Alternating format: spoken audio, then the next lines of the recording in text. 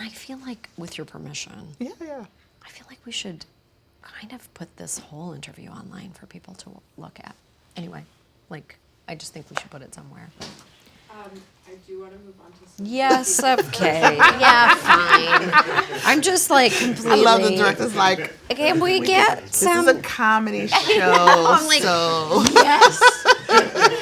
I know.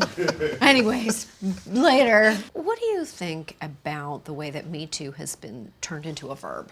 As in, he got Me Too'd. God, that's so annoying.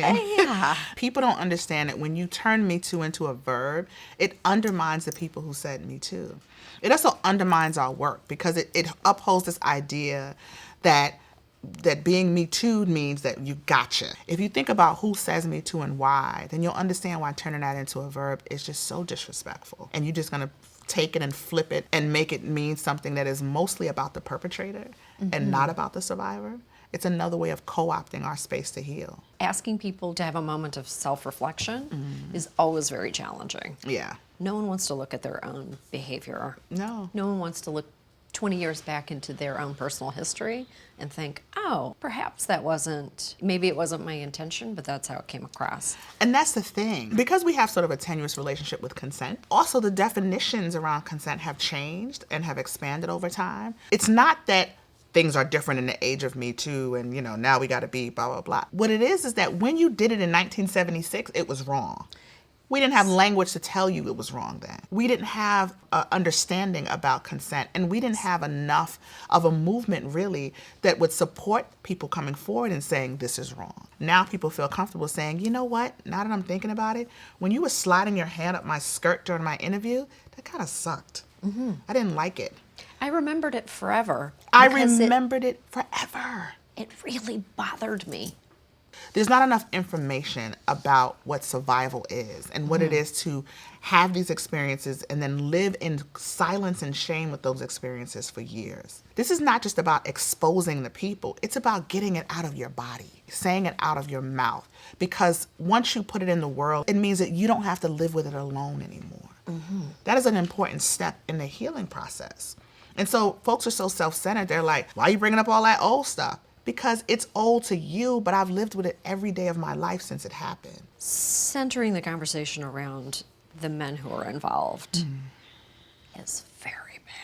It is, and it's counterproductive. These individual bad actors that have been called out, they'll be investigated or they'll lose their job or they'll whatever.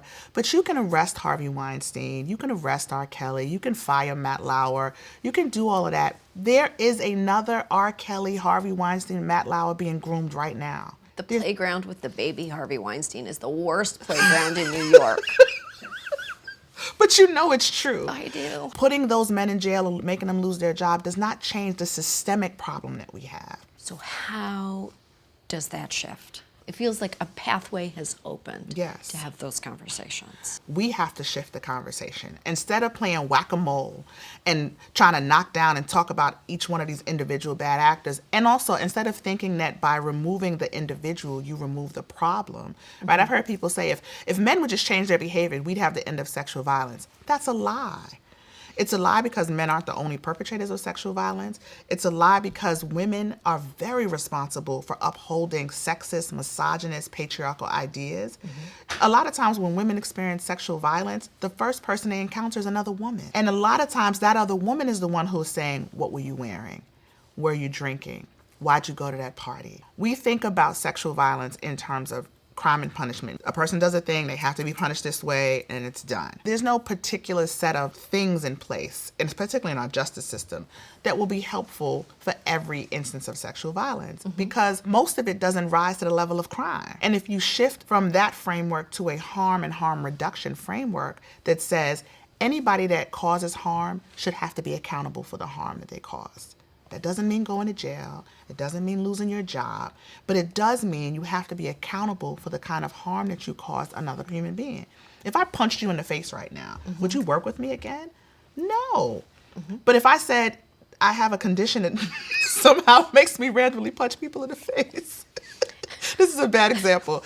But Are you going to punch me in the face? I'm not going to punch you in the face, I promise. But the point is, if you cause harm to a person, before you would engage with that person again, they have to respond to that. Why'd you cause me that harm? So that might not mean I'm blackballed and you'll never be on Samantha Bee again. It means that when I come back on Samantha Bee, I'm going to say, you know, Samantha and I had a really long conversation and I apologized and I did this work around my violent tendencies or whatever, you know.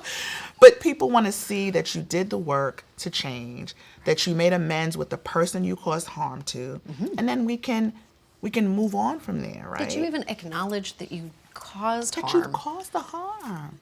The Biden example, Yes. Lucy Alvarez never used the words Me Too.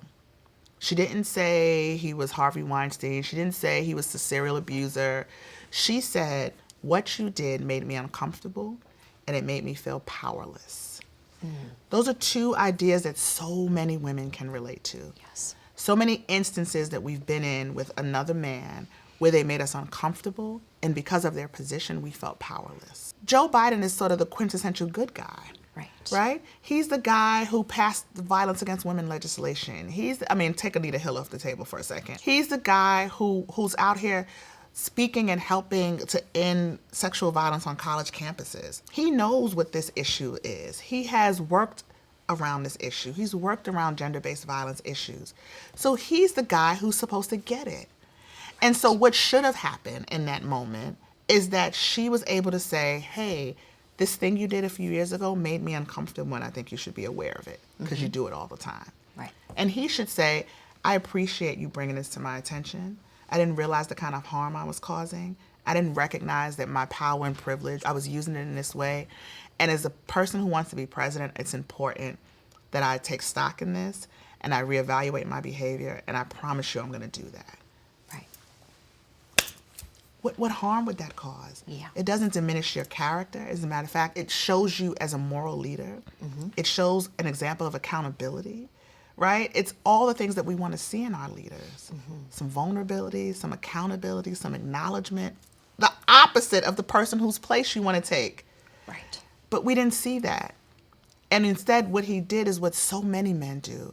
They get defensive as opposed to listening. I know you don't want to be lumped in with all of these guys, but I'm not lumping you in. I'm saying, I had this experience with you. Can you acknowledge that this experience caused me harm? People take a defensive posture. Always. They don't like to be told that a behavior that they think is charming and avuncular I love that word. resonates differently with different people. And there Exactly. may very well be women out there who love to have their shoulder rubbed by a stranger. Doubtful. But there may be. Maybe. But this is why we have to talk about power and privilege. Yes. As opposed to these individuals. Because what your privilege tells you is that you are entitled to touch who you want to. And what your power does is protect you from having to respond to anybody whose boundaries that you break or who you might have caused harm to, because why do I have to? I'm so-and-so. Everybody knows what the shoulder rub means. Oh, come on. I mean, And so in this case, you have this 70-something-year-old man who is the Vice President of the United States walk up behind you, put his hands on your shoulders, and kiss you in the back of your head. That's creepy by any standard. It just is. I wanted to trademark a line of blazers with spiked shoulder pads. It's still a good idea. You can get Nicki Minaj to be the... Anyway. Yeah.